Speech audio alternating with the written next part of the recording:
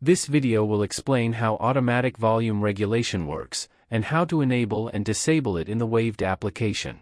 Additionally, it will cover the vibe control, which is used to make minor adjustments while automatic volume regulation is on.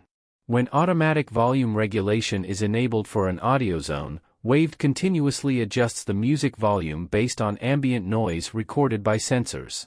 To toggle it on or off in a zone, press the corresponding regulation button.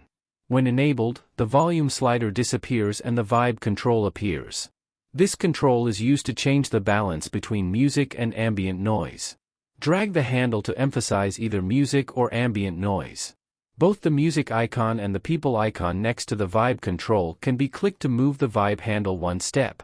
Manual volume changes made through an external panel while regulation is on will be overridden. To control the volume manually, turn off automatic regulation in the Waved application.